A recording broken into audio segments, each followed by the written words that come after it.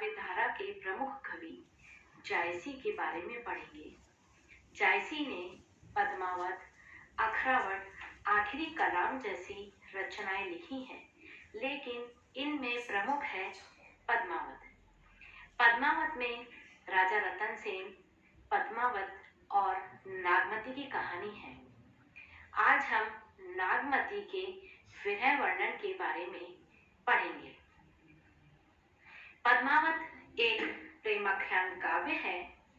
प्रेम का संबंध श्रृंगार रस से है और श्रृंगार के बहाने ही प्रेम की भावना का पर्याप्त विकास पद्मावत में देखने को मिलता है। श्रृंगार के दो पक्ष हैं, संयोग और विप्रलंब श्रृंगार। पद्मावत में एक नायक और दो नायिकाओं की प्रणय कथा वर्णित है। नागमती स्वकीय नायिका है और रतन सेन की पत्नी है, किंतु राजा रतन सेन पद्मावती को प्राप्त करने के लिए प्रयत्न करता है। इसी प्रयत्न में नागमती विरहिणी नायिका बनकर रह जाती है और उधर पद्मावती रतन सेन की प्रशंसा और प्रीति भाव से अवगत होकर और रतन सेन पद्मावती के रूप सौंदर्य से प्रभावित और आकर्षित होकर विरह का अनुभव करते हैं। विरह जीवन का आदि सहचर है, प्रेम की कसौटी है। विरह ही वह तत्व है जिससे प्रेम परिपुष्ट होता है। विरह की अग्नि में तपकर ही प्रेम का कंचन वर्णी रूप निखरता है। हिंदी साहित्य में विरह भाव को प्रत्येक कवि की भावात्मक रचना में देखा जा सकता है। रविंद्र के हृदय में जो विरहिणी नारी बैठी हुई थी, वही विरहिणी कालिदास के हृदय में शकुंतला, भवभूति के हृदय में सीता और जायसी के हृदय में नागमती का रूप धारण करके सामने आई है। जायसी विरह के सम्राट हैं। अन्य सूफी कवियों की भांति विरह भावना उनके काव्य में दिखाई देती है। डॉक्टर गोविंद त्रिगुणायत ने ठीक ही लिखा है कि जिस प्रकार भारतीय भक्ति मार्ग में विरह को भक्ति का एक प्रमुख तत्व स्वीकार किया गया है, उसी प्रकार सूफी मत में विरह भावना को साधना क्षेत्र में सर्वाधिक प्रतिष्ठा दी गई है। सूफी काव्य एक प्रकार से विरही काव्य ही है और पद्मावत सूफी काव्य का अनमोल रतन है। जायसी के पद्मावत में प्रेम और वियोग को विशेष महत्व प्राप्त है। पद्मावती का विरह यदि एक प्रेमिका के अंतस के विविध भावों का अंकन प्रस्तुत करता है, तो नागमती का विरह परिणीता का विरह है। आचार्य शुक्ल के शब्दों में कहा जा सकता है कि नागमती का विरह हिंदी साहित्य की अद्वितीय वस्तु है। वह एक भारतीय नारी का विरह है जो राजमहलों और रनिवासों को छोड़कर सामान्य नारी की भांति वन वन भटकती फिरती है और वृक्ष, लता और पशु पक्षियों से पूछती फिरती है और अपनी विरह व्यथा को दूसरों से व्यंजित करती फिरती है। समस्त प्रकृति उसके आंसुओं से भीगी हुई है। इसमें वासना नहीं है, अपितु दर्शनोत्कंठा और मिलनोत्कंठा का प्राधान्य है। हम नागमती के विरह वर्णन की विशेषताओं के बारे में अध्ययन करेंगे और वो अध्ययन बिंदुवार करेंगे। नागमती के विरह वर्णन की कुछ ऐसी विशेषताएं हैं जिनके माध्यम से उसे भली भांति हृदयंगम किया जा सकता है। प्रथम विशेषता है प्रेम जनित व्यथा की अधिकता। नागमती एक अनन्य प्रेमिका है, अतः वह नहीं चाहती कि उसका प्रिय पर नारी के चंगुल में फंसे और उससे क्षणांतर के लिए भी दूर रहे। हीरामन से पद्मावती की रूप चर्चा सुनकर रतन सेन उसे छोड़ गया है। इस प्रकार उसकी सारस की जोड़ी बिछुड़ गई है और वह इस वियोग से सूख कर कांटा हो गई है। जायसी लिखते हैं, सारस जोड़ी किमी हरी मारी गयो किन खग्गी, झुरी झुरी पांजरी धनी भई विरही के लागे अग्गी। अगला पॉइंट है विरह ताप का प्राबल्य। नागमती रतन सेन के विरह में संतप्त मना होकर मारी मारी फिरती है। वह पपीहे की तरह पीऊ पीऊ रटती रहती है और विरह बाण की मारी तनिक भी हिल डुल नहीं पाती। इतना ही नहीं, उसकी वेदना का ताप इतना अधिक है कि वह जिस किसी भी पक्षी के पास जाती है वही पक्षी जल जाता है और वृक्ष के पत्ते तक सूख कर गिरने लगते हैं। कवि के अनुसार, जेहि पंखी के नियर होई कहे विरह के बाद, सोई पंखी जाय जरी तरवर होई निपात। नागमती के विरह में रुदन की अधिकता है। वियोगिनी नागमती इतनी अधिक रुदनशीला हो गई है कि उसकी आंखों से आंसुओं के स्थान पर रक्त के आंसू गिरने लगते हैं। कवि के शब्दों में उसका रुदन इस प्रकार वर्णित है। कुहू की जैसी कोयल रोई, रकत के आंसू घुंघची बन गोई। आगे कवि लिखते हैं, जह जह ठाड़ी होई बनवासी, तह तह होई घुंघचनी के राशि।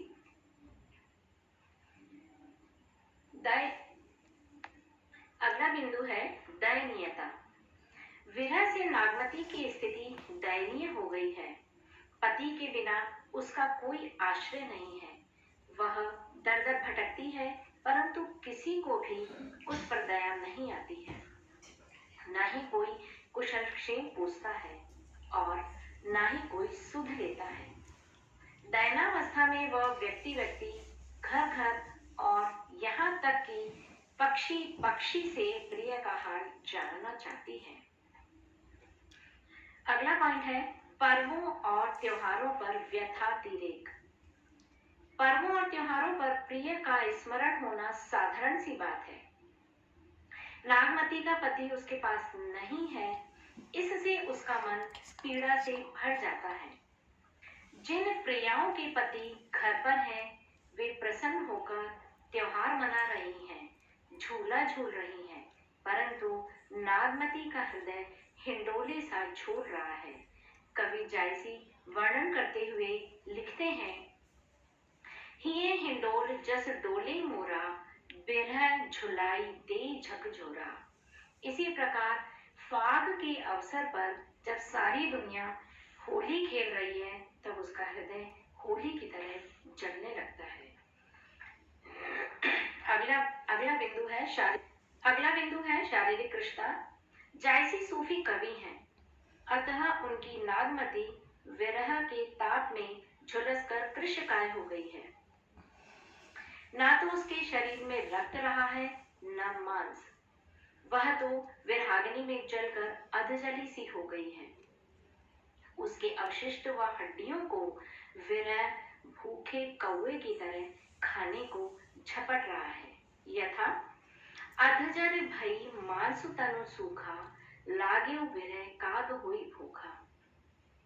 अगला बिंदु है विरहणी पर प्रकृति का प्रकोप। यहाँ बच्चों हमें ये ध्यान देने योग्य बात है कि जब भी कोई भी कवि प्रकृति चित्रण करता है तो वो प्रकृति के 12 मासों का चित्रण करता है। कवि जायसी ने भी नागमती के विरह में प्रकृति का जो आरोप प्रकट किया है वो 12 मास में किया है। नागमती एक तो विरह की आग में जल जलकर जैसे तैसे दिन काट रही है, उस पर भी प्रकृति उसके प्राणों को नष्ट करने पर उतारू हो गई है। आषाढ़ के काले बादल भी उस पर आक्रमण करते हैं, तो सावन का महीना तीव्र वर्षा के कारण आवागमन ही ठप कर देता है। भादों की काली रातें और सूना घर नागमती को काटने दौड़ता है। क्वार के महीने में सरोवरों में क्रीड़ारत हंस और सारस विरहणी के दुख को और बढ़ा देते हैं। कार्तिक की चंद्रिका उसे दग्ध करती है। अगहन की शीत भरी रातें काटे नहीं करती हैं और पूस मास की शीत तो अत्यधिक डसती है। माघ का पाला और फागुन की शीतल पवन उसके हृदय को पीले पत्ते की तरह कपाता है। चैत्र मास में कोयल पंचम स्वर में बोलकर विरहागिनी को और उद्दीप्त करती है। वैशाख की धूप जलाती है और ज्येष्ठ मास में बवंडर और लुएं उसके शरीर को झुलसाने लगते हैं। 12 मासा के माध्यम से जायसी ने नागमती की व्यथा का सजीव चित्र अंकित किया है। आचार्य शुक्ल ने इस संबंध में लिखा है, इस 12 मासा में 12 महीनों का वर्णन विप्रलंब श्रृंगार के उद्दीपन की दृष्टि से है, जिसमें आनंदप्रद वस्तुओं का दुखप्रद होना दिखलाया गया है। अगला बिंदु है साधारण नारी। नागमती के विरह वर्णन की सबसे बड़ी विशेषता यह है कि वह रानीपन भूल जाती है और एक साधारण नारी के रूप में हमारे सामने आती है। इसी स्वाभाविक वृत्ति के कारण उसके विरह वाक्य हृदय स्पर्शी बन पड़े हैं। उदाहरणार्थ, वर्षा ऋतु के आने पर वह साधारण नारी के रूप में घर के छप्पर की चिंता करती है और कहती है, पुष्य नखत सिर ऊपर आवा, हों बिनु नाथ मंदिर को छावा।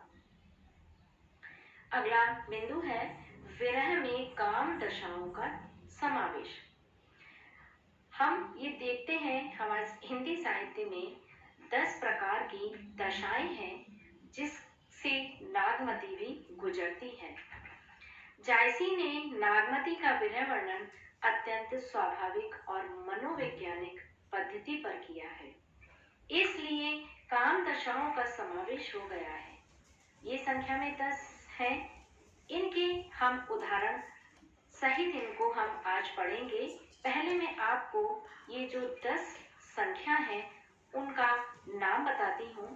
चिंता, अभिलाषा, तीसरा है स्मृति, चौथा उद्वेग, पांचवा प्रलाप, छठा उन्माद, सातवां व्याधि, आठवां जड़ता, नवा मूर्छा और अंतिम अवस्था है मरण। हम कवि द्वारा वर्णित सभी अवस्थाओं का अध्ययन एक एक उदाहरण द्वारा करेंगे। जैसे सबसे पहले है चिंता।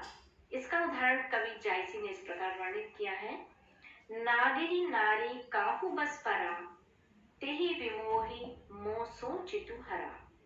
दूसरा है अभिलाषा, यह तनु जारो छार के, कहूं कि पवन उड़ाओ, मकुते ही मारग होई परो, कंत धरे जह पाओ। तीसरा है स्मृति, एहि मास अजे रस मोलू, तू सो भंवर मोर जीवन फूलू। चौथी दशा है उद्वेग, सरवर हिया घटत नीति जाई, टूक टूक हुई हुई विहराई, विहरत हिया करौ पिय टेका, दिष्टि दबंगरा मेघौ एका। पांचवी दशा प्रलाप, जिसका उदाहरण इस प्रकार है, पियो वियोग अस बाउर जियो, पपीहा नीति बोले पियो पियो। छठी दशा है उन्माद, जिसका कि नागमती के विरह में वर्णन इस प्रकार किया गया है, धौरी पंडुक कहूं पिय ठाऊं, जो चित रोग न दोसर नाऊं। सातवां बिंदु है व्याधि, सूखा हिया हार भा भारी, हरे हरे प्राण तजे सब नारी। आठवीं दशा है जड़ता, जिस स्थिति में नागमती पहुंच चुकी है, कवि जायसी उसका वर्णन करते हुए कहते हैं खिन एक आव पेट मह श्वासा, खिनई जाई सब होई निराशा। नवा बिंदु है मूर्छा। नागमती की स्थिति इस प्रकार हो गई है कि वो मूर्छित हो गई है, उसे कुछ भी सुध-बुध नहीं है। वर्णन करते हुए जायसी कहते हैं, पाट महादेई हिय न हारू, समुझी जो उचित चेतु संभारू। और अंतिम अवस्था है मरण। नागमती विरह में व्याकुल होकर मरणावस्था की ओर पहुंच चुकी है, जिसका वर्णन जायसी बड़े मार्मिक तरीके से करते हैं। वे लिखते हैं, आह जो मारी विरह की आगी, उठी ते ही हाक, हंस जो रहा शरीर में, पाख जले तन थाक। और अंतिम बिंदु है फारसी प्रभाव। नागमती के विरह वर्णन पर फारसी की वर्णन पद्धति का विशेष प्रभाव है। नागमती स्थान स्थान पर रक्त के आंसू गिराती है। कवि ने विरहाकुल नागमती के वर्णन को इस प्रकार अपने काव्य में, महाकाव्य में वर्णित किया है, रकत न रहा विरह तन गरा, रति रति होई नैननी ढरा। कवि आगे लिखते हैं, रकत के आंसू परे भुई टूटी, रेंगी चली जनुबीर बहूटी। नागमती हड्डियों का ढांचा भर रह गई है और जलकर काली कोयला हो गई है। कवि कहते हैं, हाड़ भये सब किंकरी, नसे भई सब ताती, रोम रोम तन धुनी उठे, कैसे विधा के भांति। निष्कर्ष रूप में यही कहा जा सकता है कि नागमती का विरह वर्णन हिंदी साहित्य में अद्वितीय वस्तु है। उसमें वेदना, व्यथा और पीड़ा का आधिक्य है। उसमें कोमलता और सरलता का मिश्रण है। विरह वर्णन में गांभीर्य है। यही कारण है कि उसमें संवेदनशीलता, प्रभ विष्णुता और हृदय को प्रभावित करने की अद्भुत क्षमता विद्यमान है।